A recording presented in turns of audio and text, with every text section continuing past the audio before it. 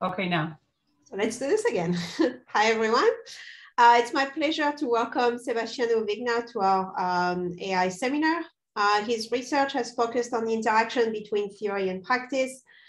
He's worked on highly theoretical topics, such as computability on the reals, distributed computability, self-stabilization, minimal perfect hashing, succinct data structure, square recommendation, algorithm for large graphs, pseudo-random number generation, theoretical experimental analysis of spectral ranking such as PageRank. And he's also the co-author on several widely used software tools. And today he's going to talk to us about spectral rank monotonicity. Okay, let me start the video sharing. Okay, you're seeing the slides? Yes. Okay. So I'm Sebastiano Vigna. This is a joint work with my longtime co-author Paolo Boldi and a couple of other people from University of Milan. And the title, Spectral Rank Monotonicity. Okay, rank monotonicity is the idea that adding edges or arcs to a graph essentially increases your score in some kind of score you're computing, some kind of centrality you're computing on the graph. So essentially the centrality you have in mind does not behave in a very bad way, in a way that you don't expect. In particular, the motivation, if you want, from outside is it good for me to get a follower on Twitter? And, or if it's good for me to get a friend on Facebook, where formally, to get a follower on Twitter means that you have a graph and you have a new arc pointing at you, towards you. Whereas a friend on Facebook means you have an undirected graph and there is a new edge between you and someone else, okay? So good will be formalized by classic spectral measures of centrality. So measures of centrality, they come from eigenvalues, eigenvectors of matrices. And what we want to understand is whether I can be sure that I will improve my score when I do something like that, like I get a new follower on Twitter or a new friend on Facebook. There are many examples like eigenvector centrality, PageRank, and so on. And I will focus on 4 super classic eigenvector centrality measures or eigenvector centrality measures. So just to make context, imagine what happens within the grid. The easiest basic measure. So of course, if I get a new follower, a new friend, my score increases. My absolute score increases in value because my integer of my grid will increase. And if anybody has a score that is smaller than mine, so has fewer friends or fewer followers, still they will have fewer followers because just my number will increase. Their number will not change. Okay. And even more is true, if someone else has the same score as me, the same number of friends or followers, then afterwards, they will have a lesser score. So if there is anybody in a tie with me with the score, I will be above them. So I will gain something certainly with respect to people that have the same score as me before getting the new edge or the new arc. And these properties are completely obvious for in degree. They're very natural. That's why in degree actually works in a number of cases. But will this be true still when you get to more sophisticated score in which we have a stupendous, marvelous hand-waving motivation for why these scores are so nice, random surfer, eigenvector centrality and so on. But then will this still be true? Because otherwise our intuition about how the score works will have to be adjusted and a lot. So let me make this into 3 definitions, okay? So score monotonicity means that when you add an arc from X to Y, the score of Y increases, okay? Whatever score you have in mind. And this is a very old idea. It's already in a paper by Sabilusi in 1966. So if you have a centrality measure, it should do that. The second idea is rank monotonicity, sorry. So if you add an arc from X to Y, no vertex with a score lower or equal to Y can get a score higher than Y. So, and this actually appeared in a paper by several authors that was studying this kind of properties for PageRank. So score monotonicity essentially means that something good is gonna happen. If I get a follower, my score will become higher. And rank monotonicity, then nothing bad happens. So it doesn't happen that just because I get a new follower, someone that were below me will get a higher score than me, okay? And you can think of these two as two complementary properties like precision and recall in information theory, or soundness and completeness in logic, or progress and correctness in distributed algorithm. It's fairly easy to get one of the two. To get the two together is more complicated. We will also consider a third property that is one of the examples I made with degree, strict rank monotonicity. So when I get a new follower or a new friend, all vertices with the same score as me will get now a strictly less score. So there is, even if my score is the same, I'm anyway gaining something, because people in a tie with me now will be not in a tie anymore. They will have a lower score after I get a new follower. And this is a kind of combined property that says that nothing bad happens, but also something good happens. Now, of course, all these properties are perfectly true of degree, and we would like to see whether they are true also for more sophisticated kind of scores. So in the undirected case of friends, we would like this to happen at both ends. So if someone I get a friend, me and my friend will get an increase in score. And the reason to formulate it like this is that from my end, if I get a friend, I want to be sure that I would get a higher score by doing this. Okay, so let's set up the centrality measure I will be talking about, which are, very common, but just to make tabula rasa of the definition. So spectral centrality measure in general means that you have a graph and you compute a score using some eigenvector associated with the adjacency matrix of the graph. And the oldest one, the most known one, is Eigenvector centrality, which was defined by Landau in 1895. Is just take the dominant eigenvector of the matrix. And well, there is a theory of positive matrices that tells you that there is a positive vector with this property, but the motivation for doing that is actually more than a century old.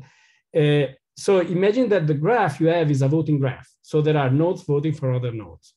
Then, if you take the row constant vector 1 multiplied by the adjacency matrix of the graph A, you get just majority voting, because you're just computing in degree. When you compute the product of a row vector by a matrix, you're adding the value of the row vector on each node on the predecessors. Okay, so you're counting your in degree. But then you can say, okay, this is a little bit imprecise. We can refine this by doing this again. But instead of using a constant vector, we use this new majority voting vector to weight the voters. So we use the majority score, and then we add the score of our in-neighbors. It's like a refined majority vote in which voters have a different weight depending on the first stage of the majority vote. You can do this again as many times as you want, but now 1a to the k oscillates. So Landau proposes to find a vector, a positive vector, such as VA is equals to lambda V. There is a left eigenvector, a positive left eigenvector, which will turn out to be later in the Perron-Frobenius theory, the dominant eigenvector. Landau proposed this before Perron-Frobenius theory was defined. So he said, we should find this, but I don't know whether we can. And indeed, under my hypothesis, 1ak tends to this vector. So the idea is that I have a score such that if I redo weighted majority voting, I get basically the same score. This is, sorry, the motivation for eigenvector centrality. And actually, Landau states this for chess tournaments using a transpose matrix, but I think the voter formulation is a little bit easier to digest. So the second classical spectral centrality measure I'll discuss is Seeley's index. The guy is actually a psychologist. And it's based on the idea that reputation is recursive. So if you want, he had the data about a kindergarten, about child I, like in child J. And the idea is that the global reputation, the coolness of a kid should be defined recursively. So my coolness as I is the sum of the coolness of my predecessors divided by their out degree.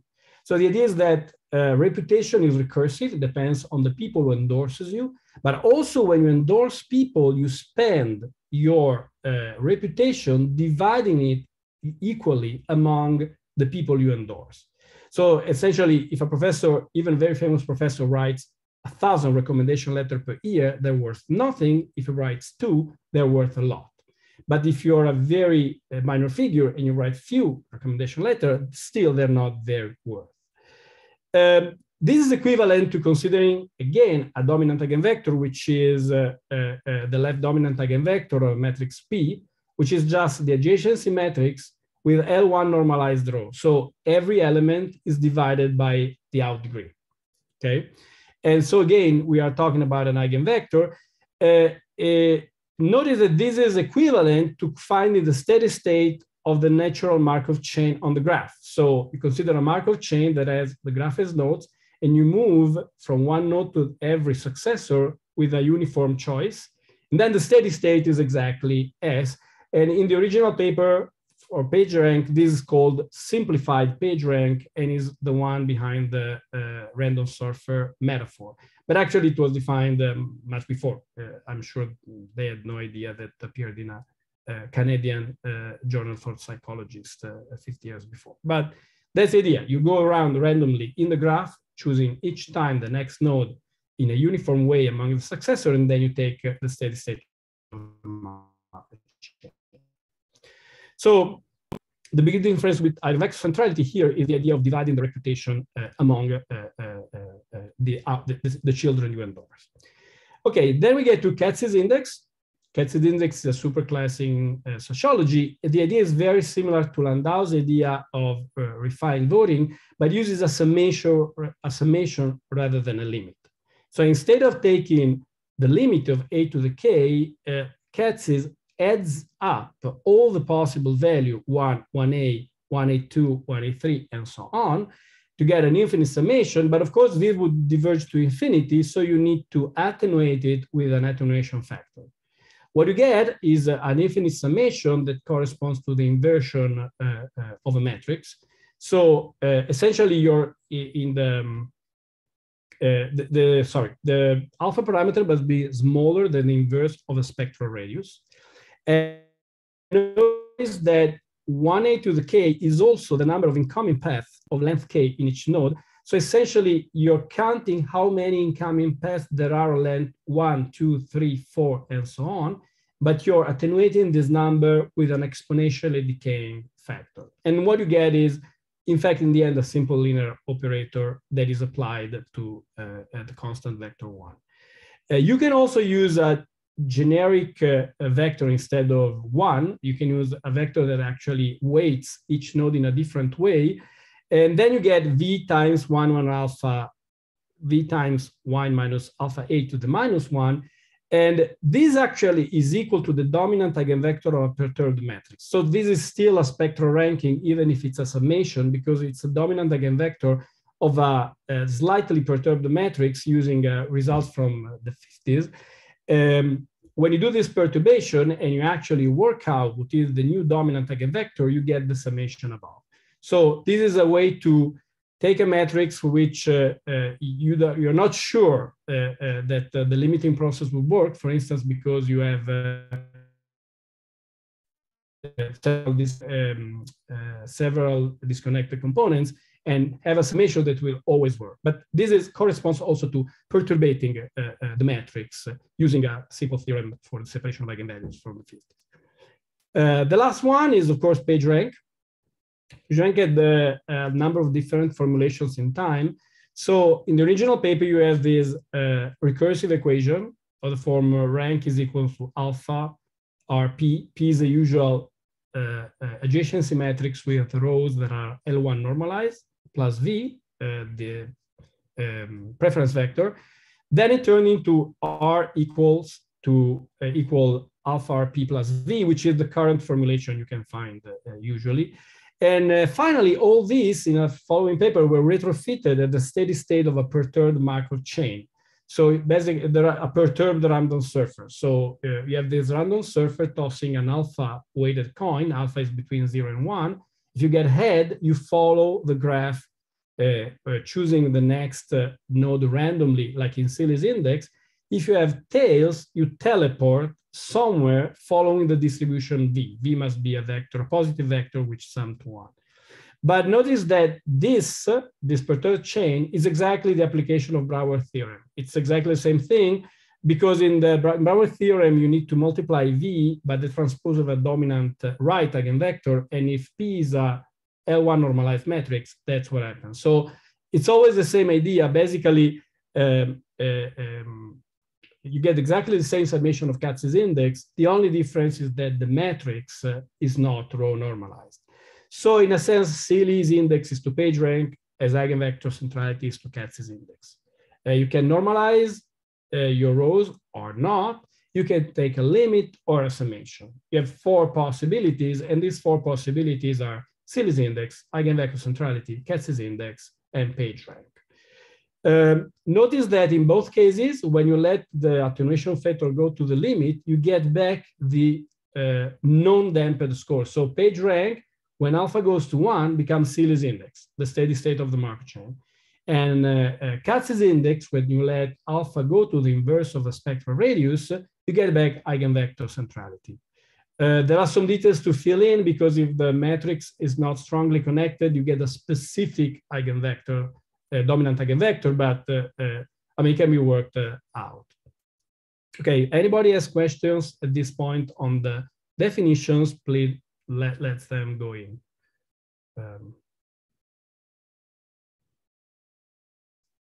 No questions? Okay. Okay, so now we have set up the problem, and we can start to answer questions like what happens when you get a new follower. So in the directed case, let's start with that, the eigenvector centrality, without other condition, you cannot say much. Actually, a bad thing will happen. In general, eigenvector centrality is not rank monotone, because simply you can easily build examples like this one, in which before adding the arc from X to Y, if you try to compute a dominant eigenvector, basically the only ones are the ones that are non-zero. The only one is the one that is 0 everywhere except on the triangle. And on the triangle, everything has the same score. And this is because Y and Z are part of non-terminal, essentially, strong connecting component. As soon as you add an arc from X to Y, now everything is strongly connected, but now Z will get a very high score, actually higher than Y, because it has a loop. So basically, the fact that the graph is not strongly connected hides completely the fact that Z is more important than Y. And so when you add this arc, Y thinks it will get something good, but actually Z will get a higher score. So that is not going to work. If you want that, you can have it, but you need the graph to be strongly connected. So a strongly connected graph, actually, eigenvector centrality is strictly rank monotone. Not only your score increases, strictly rank monotone. Not only nobody can go above you, but you will break the ties with all the node. And this is due to all the results from the 80s, from Alsner, John, and Newman, that say that any non-negative and overall non-zero increase in the row I of a non-negative matrix results in coordinate AI of the dominant eigenvector increasing more than any other coordinate. Wait, so Seba, can you clarify what strongly connected means? Oh yeah, if you have a graph, is strongly connected is from every vertex X to every vertex Y, there is a path connecting them. Okay. So in that case, in directed graph, there was not. Okay, got it. Yeah, and in matrix term, the equivalence for matrix is irreducibility, which means that for every I and J, there is a power K of the adjacency matrix, such that the entry IJ is non-zero. Right. That's another way to state the same. So if you look at the literature on matrices, they talk about irreducibility. If you see it from a graph theoretical viewpoint, it's strong connection, but it's the same concept.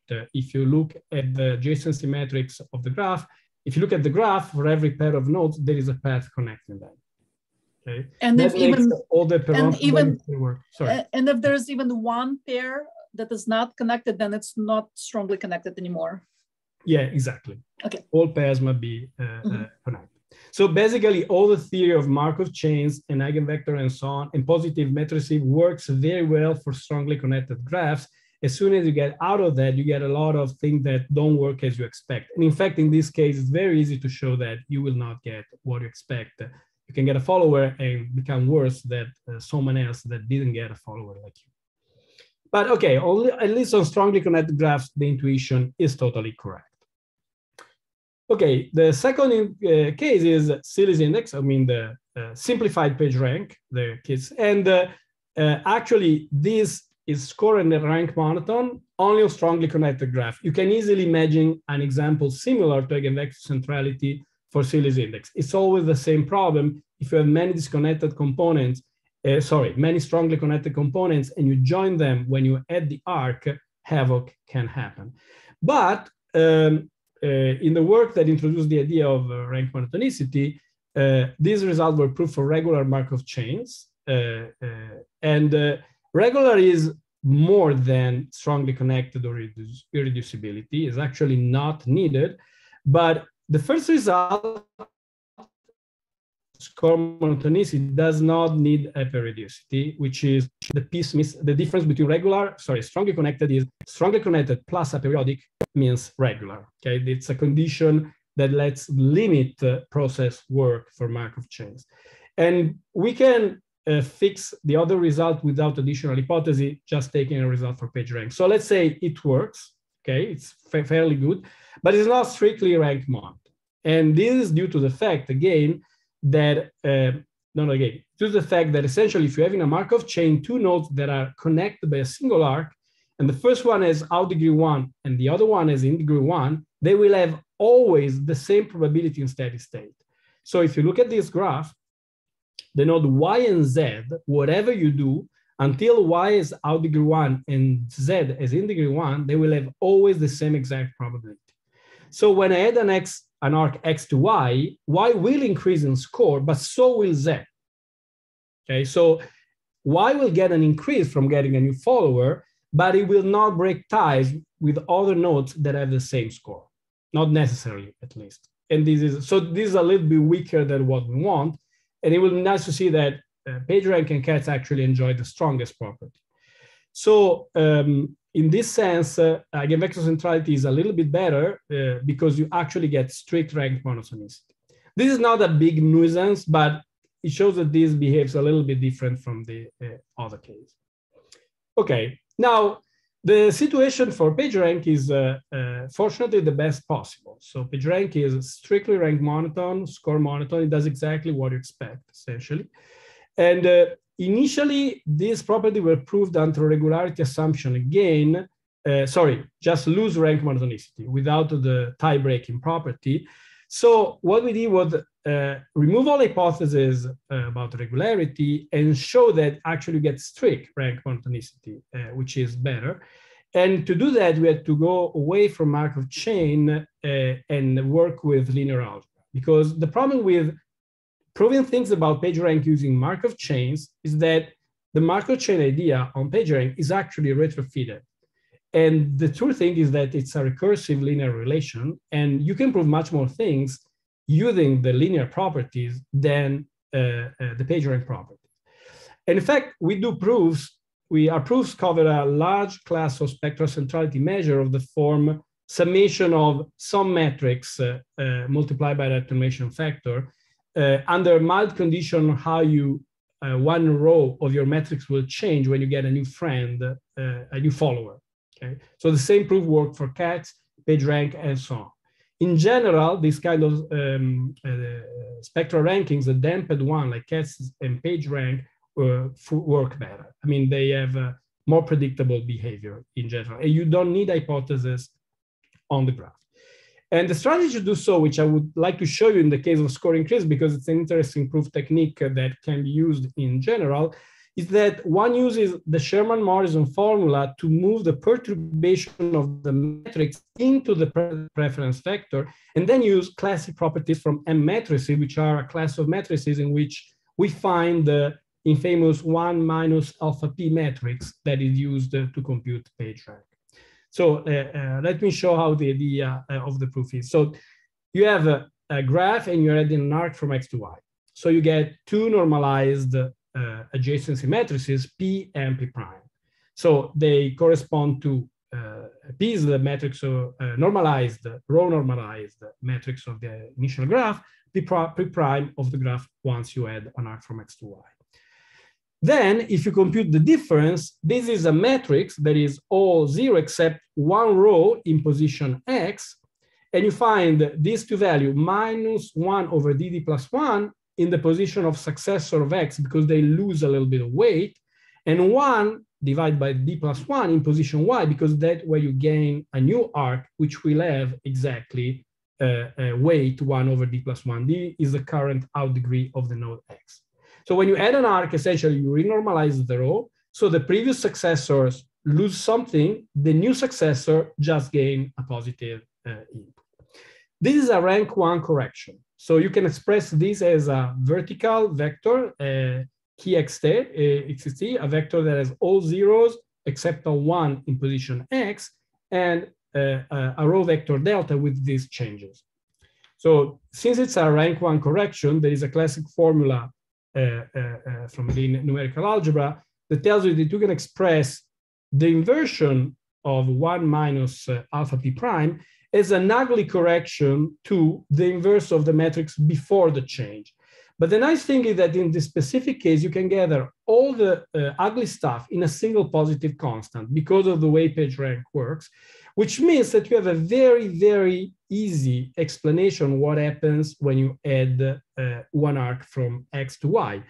Essentially, you get instead of, you can move out completely the perturbation from the matrix into the preference vector. So the original PageRank is V times 1 minus alpha p to the minus 1. The new one is the same inverse matrix, but with a perturbed preference vector. In fact, it's not even a preference vector because it will have some negative coordinates possibly. It's like a virtual preference vector. But the nice thing is that now, if you take the difference of these two things, you get something very simple. You get the change vector, the line change vector on the matrix, multiplied by the PageRank inverse matrix.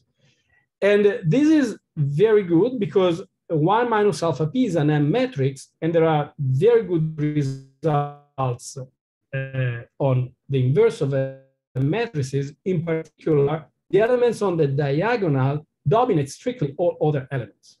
So when we try to look into that vector, the coordinate y, we're interested in what's happened to y. We want to prove that the score increased. You get something like this, but then you actually do the computation, and this 1 divided by d plus 1 byy, an element on the diagonal, minus the summation of all these off-diagonal contribution, which you can upper bound with byy. And so you can prove actually that the node strictly increases its score. Similar proof using more properties, more sophisticated properties from M matrices works also for the rank monotonicity property. So basically, we can prove strict monotonicity just using linear algebra. And there is no such proof in sight using Markov chains because simply Markov chains do not enjoy that property in general. We have counterexamples. So unless you do a lot of additional work with respect to the theorem Markov chain, you will not be able to prove this kind of separation property. And you will have anyway to use the regularity assumption, which we don't have in proof. We just require that the preference vector is positive, but that's it. So yeah, this is kind of called for, if you have to do proof about PageRank, try to use linear algebra because it can prove much stronger properties. Okay, so if we confine ourselves to strongly connected graph for the classical eigenvector centrality and Seeley's index, everything is fine, essentially. Okay, Seeley's index is not strictly rank monotone, but rank monotone is more than sufficient for all purposes. And everything works very well for Katz's index and PageRank. So this is good news and corresponds to the intuition we have about what happens when you get a new follower. So what happens instead when you try to get a new friend? Now, new friend means that you are doing a rank 2 correction to the matrix because we're adding 2 ones. and then the matrix would possibly normalize. So things could go very differently. And in fact, they go very differently. So you can, for eigenvector centrality, you can build example in which nodes lose score by getting a friend. They're not so obvious, but they're completely easy. Like in this very simple graph, when you add an edge between 0 and 1, actually the score of 0 will decrease. Under most normalization, you can think for a dominant eigenvector like L1, L2, or similar. And even rank monotonicity doesn't work with similar structure counterexample. So here, 0 becomes friend with 1, but the score of, before adding this friend, 1 has a score greater than 3 after smaller. So we are adding a new friend to 1, and actually 1 will become less important than someone that was not involved with the edge. And the reason for this is essentially that we are creating a denser region that attracts more rank, but then this rank is earned in some way more by 3 than by 1. All these counterexample of this, in this case, there is some kind of quasi-click that becomes more of a quasi-click or similar situation. Of course, we're considering connected graph. If you take disconnected graph, nothing works. But we're taking connected graph. In this case, you have to build a situation in which you have like a triangle that you close, and that the closure of the triangle actually gives more score, more help to someone outside the new edge, but in the triangle, than to someone else. So this is actually not something, you should not use this if you want score monotonicity and rank monotonicity to happen. For Seeley's index, well, everything is easy because as is well known, the steady state of the Markov chain on a graph that is undirected is just degree normalized in L1 norm. So it's degree. Everything basically works. Is of course strictly ranked monotone. It's also not very interesting because it's degree. So that's not incredibly great news. It's not really score monotone because there is a very weird counterexample. So if you try to show that L1 normalized degree is score monotone, you get to the inequation you see on the left, and this will cause the inequation dx minus then m, which works everywhere except in a graph in which you have a star and isolated nodes. So you have a star and isolated nodes, and you connect the isolated nodes to the center of the star will not see score increase. That's a very contrived counterexample, and on connected graph, everything will work as expected because again, it's basically degree. It's also not very interesting because, yeah, I mean, it's degree. The most interesting part of this is PageRank, where again, nothing basically works as you expect. And but this is a little bit more complicated because now PageRank has a parameter alpha, and the order of the node changes with the change of alpha. And we would like to show that it doesn't work, that a counterexample for every possible value of the damping factor. We would like that because if you fix a graph and you get alpha sufficiently close to 1, since in the limit you get normalized degree, Seeley's index, with alpha very, very, very close to 1, we will have strict rank monotonicity. So the question is, can we show that, yeah, okay, for each graph that you can get very, very close to 1 and basically you get degree, and that's not interesting, but you will get the property working. But is there any region like of alpha where these always happen, or you can always find counterexample, no matter how you choose alpha close to 1? And this is what are we going to do now. We will build a family of counterexamples that show that you can always lose rank and always lose score for every value of alpha if you're in an unfortunate situation. Now, how we're going to do that, it's probably the most interesting part. We're going to use a very old trick, which actually we published a paper on called Fibrations of Graphs. Okay, the idea is as follows. We have two graphs, G and B, and you have a graph morphism between G and B. Graph morphism means that you map nodes to nodes and add arcs to arcs. And when you map an arc to another arc, the nodes must be mapped in the right way. So for instance, in this picture, all black nodes are mapped on these black nodes, the red nodes are mapped on this red node, and so on. So for instance, this arc, I didn't wrote the entire map explicitly because it was difficult to read, but this arc is mapped to this arc, and in fact, red to black goes to red to black. This is green to black will go here, green to black. So you map arc to arcs, nodes to nodes, preserving, mapping arcs to arcs and nodes to nodes, and source and target are mapped compatibly. So if I map this arc cannot be met here because this arc starts from red and goes to black, and this starts from blue and goes to black. Okay, so the general notion of graph morphism that I'm giving for a completely general graph and not only for undirected graphs, and we will see why that's necessary. So a fiber is the counter image of a node. So the red fiber, this is the red fiber. It's the counter image in this graph morphism of this single node. And the interesting property we want to have is a local in-isomorphism property. So all neighborhoods on a fiber are mapped bijectively on the target. In this case, you can see that the in-neighborhood of a black node is a red and a green and a node.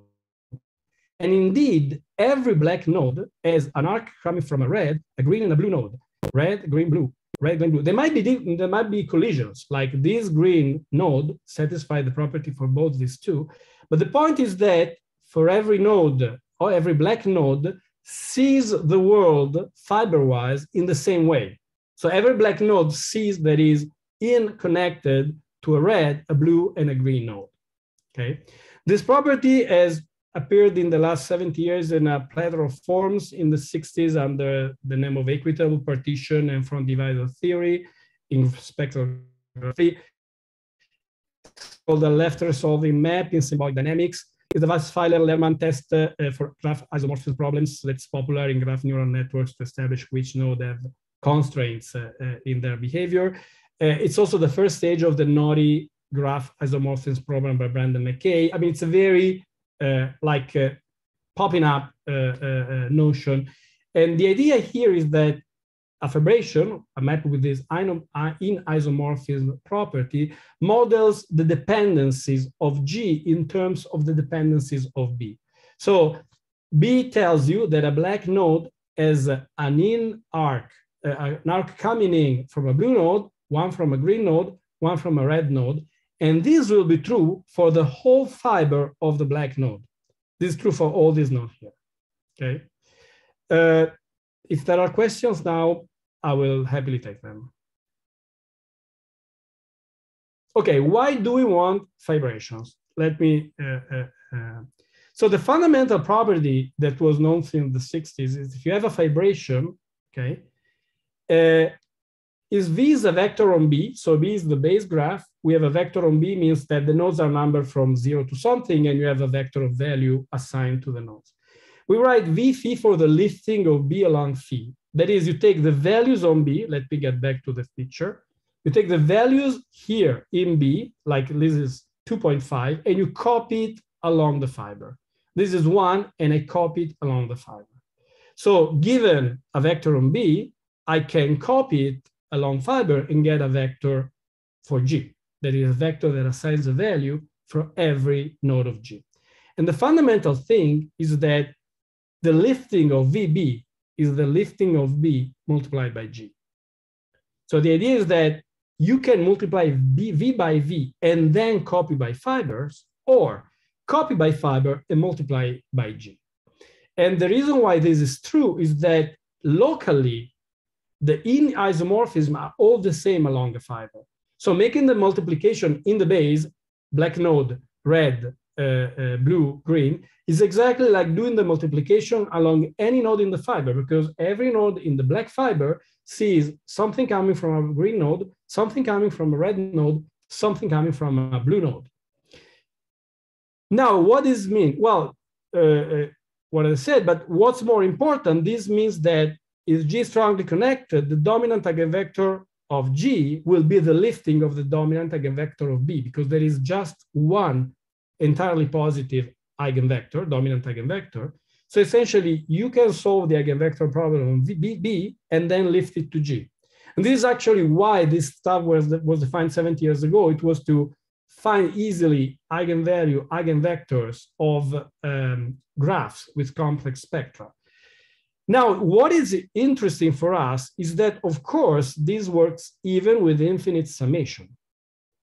So essentially, if you want to compute the thing written here on the right, so V lifted to G multiplied by alpha ngn, like Katz's index, you can do it in the lower graph, provided that your preference vector is constant along fiber. But here we will discuss only constant preference vectors. So of course, they're constant along the fiber. So essentially, you can compute it downstairs, so to say, and just lift it up, okay? This works even with PageRank, given that the graphs are now weighted and the morphism preserves the weights along the arcs. The equality will be exactly the same. It's just an equality between product matrices. And now we have to be a little bit elastic because the thing on the left will not be a PageRank. V will not be summed to 1. The graph B will not have the L1 normalization property. The thing on the left is a very general notion of spectral ranking. But if you compute it on B and you lift it, you will get the PageRank of G. Okay. So the point here is that you can reduce the computation of a complicated PageRank to a smaller one. What you computing now is not PageRank, but when you lift it, it will be PageRank. Now, why am I getting through all this? Because the problem is that we need a family of parametric counterexample that will work for different values of alpha. And we need to prove analytical property about this counterexample. And the only way to do it properly is to find a class of counterexample that is fibered over a graph with a finite number of nodes. So this is what we did. So above, you can see our counterexample. I'll explain why it's a counterexample to what we want to prove. So that's actually what we want to prove, that there is a counterexample. So you have a k-click on the left and a k-click on the right. And it's a 5-click here because I cannot draw a k-click, of course. So this is actually, the graph above is an infinite family of graph of increasing size. But the point is that if you work out the details, all these graphs are fibered over the graph below, which is a 9-node graph, okay, but has multiple parallel arcs. Like the letter you see here says that this arc is actually k minus 2 arcs. This is k minus 1 arcs. These are k minus 2 arcs. These are k minus 3 arcs. So it's a graph with a finite number of nodes, and it's infinite in size because its arcs become infinite when k gets larger, but it's a finite number of nodes. So the point is that if you write the adjacency matrix, it's a perfectly normal 9 by 9 adjacency matrix with parameters, but it's a matrix, finite matrix. You can actually compute the PageRank scores for this matrix. And now you will get something quite ugly if you want. So large rational function in alpha whose coefficients are rational functions in K, but we can treat completely analytically the whole family of graphs because now we can use algebra tools. I mean, literally like Sage or Mathematica. You're not going anywhere to do hand computation with this. But now essentially we have the PageRank scores for the whole family, the whole infinite family of this graph for every K in the form of a single formula. Like this is the PageRank of the node of the left click. They have all the same PageRank because they are in a fiber. And now you can treat this analytically. So what we do, we use Sturm polynomials, which is a classic in these cases.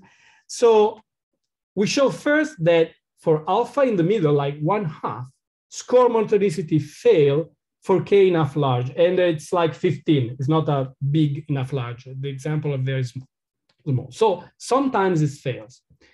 Now, Sturm polynomials are a technique by which you can count the zeros of a polynomial in an interval without knowing exactly the location of the zeros. So what we do, we use Sturm polynomial to show that there are two sign changes, one between 0 and 1/2, the other one between 1/2 and 1. So the picture is this, okay? We are measuring here how is the variation in PageRank score of the node that will lose, which I forgot to tell you which is, the node that will lose score is 5 here, even if he gets a friend. And okay, so we get this. So somewhere it doesn't work, but then the final thing, we take 2 points before the sign changes, we show that there is a sign change here, and these 2 points are parameterized in K and go to 0 and 1. So as K becomes larger, the dip you see there becomes deeper and deeper and goes up to approximate the entire unit interval, which means that there is a counterexample for every alpha. You just have to take K large enough, but you will find something not working, sorry, that getting a friend will not work for you for every alpha. And what's happening here is that this guy has a single neighbor. So when he gets a very famous friend with a lot of people knowing him, is giving him or her half of its score. It's a first order evaluation. While this guy, even if is or she is very famous, is giving a minuscule fraction that goes down as K increases because its degree is K. So he will give 1 over K of its rank to 5 as a first order approximation. And the first order approximation here is correct because we can prove that it works effectively in this way. When we add an arc between 5 and 7, 5 will lose rank in favor to 7, and 7 have a much higher page rank. So essentially, it's a rich get richer situation in which the important nodes sucks blood in some sense, sorry for the metaphor, from the lower node, which gets a famous friend, but actually its page rank lowers. And you also have rank violations. We can do examples also of the opposite behavior. Actually, it's even easier. It's a similar situation. You get a few stars, a few clicks. And then when you add the arc, the most important node will lose score in favor of the other one. So both things can happen. You can get a link towards a more famous person and lose page rank or gain page rank. That is actually depends on how the network is structured around you. But this will happen in suitable network for every value of alpha. And this actually happens. I mean, if you just take the MDB graph, the co-starship Hollywood graph, in which you have nodes that are people, and there is an edge between 2 people, it worked ever in the same movie. You can try to make work Meryl Streep with Yasuhiro Tsushima, and the result would be that Meryl Streep will be even more important, and this lesser actor will become much less important. And in fact, we will have a number of rank violations. So people that were people who were less important than Yasuhiro will become more important after she gets her friendship with Meryl Streep. And these are similar examples with very famous actor drawing a score from less famous people. The last example is an example with opposite behavior. So the most famous guy will give score to the other guy. So the conclusion of this is the natural insight of the behavior of popular spectral centrality measures on directed graph is correct. In particular, if you restrict yourself to strongly connected graphs for eigenvector centrality and Seeley's index or simplified page rank without the damping factor. And the general way you prove this, you use the Sherman-Morrison formula to move out the perturbation from the matrix, and then use property from M matrices, and then works for a very large family of spectral centrality measure. But the same insight does not work for undirected graph. In undirected graph, you can get a friend, like you hope your page rank will increase, but actually it will decrease, and simply the score of your friend compared to yours is not a great predictor of what will happen. It's possible that score plus degree is a good predictor, we don't know, but in general, you can lose rank by getting friends with someone more important or less important than you. And in case you're curious about Fibration, I have a web page in which I try to do the historical setup of the thing from the origins in the 60s up to now. And that was the talk. So thank you for listening. If there are questions, I'll be happy to take them. Thank you, Sebastiano. There is no question in the Q&A, but if you have a question in your panelists, please raise your hand and ask. Can I ask a question? Yeah. So this is fine. So it shows basically directed graphs are weird. There's no like uncommon centrality metrics are unstable in directed graphs. Do you have a solution? Solution. I mean, that's a good question. Do I have a solution? No, I think that in general, you must be very careful to use PageRank on undirected graph because it doesn't work as you expect. You have to use other measures of centrality. For instance, centrality based on distances like harmonic centrality, the harmonic mean of the distance from all nodes, they actually work. I mean, the score increase on both sides. You don't get this bad phenomenon in which some of the side loses rank. So that is a solution. Change class of centrality measures for undirected graphs. I must say, those will work also in graphs that are not strongly connected? Harmonic centrality will, closeness will not, because closeness is 1 over the sum of distances, and it doesn't. But if you take the sum of 1 over the distances of all nodes to you, that is very stable, works for not strongly connected graph, and there's strict rank monotonicity properties. So it's actually more stable in some sense, or more corresponding to intuition. Note that you could say, no, actually the axiom I want is that if there is a new friendship, at least one of the guys gets score. This is another possible axiom. But for me, it's not very important because it doesn't let me predict whether if I get a friend, I will get an increase in score, which is my interest. I mean, I'm on Facebook. I know that my PageRank is important. I want to get a new friend. Should I, without any other kind, check? No, in general, no. Maybe you can estimate if you know his or her score and his or her degree, you could do a first order evaluation. But in general, you will never know whether getting a new friend will let you lose PageRank and go down, lose the rank in the ordered list of nodes. With distance-based centralities, this works better. It's maybe you're okay with just one of the two sides. I should add that experimentally, we never found a way to get the both side decrease, which is sensible, but proving analytically that when you get a new friend, at least one of the two sides increases is a nightmare. Because when you do 2 Sherman-Morrison correction, your formulas are literally 2 pages. And it's very good. I mean, we couldn't find a way. It would have been interesting to prove that as a secondary result, but we were not able. I think it's true when you create a new friendship, at least someone will gain from the friendship. Certainly not both, and independent of the value of alpha, someone might lose PageRank in the friendship. It's the same for Katz's index. So this is something very counterintuitive. Actually, we tried for a long time to prove that both ends were raising because that's what everybody thought, but it's not true. I mean, and you can be a counterexample for every value of alpha. If I want to give I have lots of questions, but we do get a full hour afterwards. So I want somebody else, if they have burning question, ask. If there's not the one simple thing, you talk about actually adding a friend, but just we're talking about directed graphs. So are you actually adding a friend gets a new follower? No.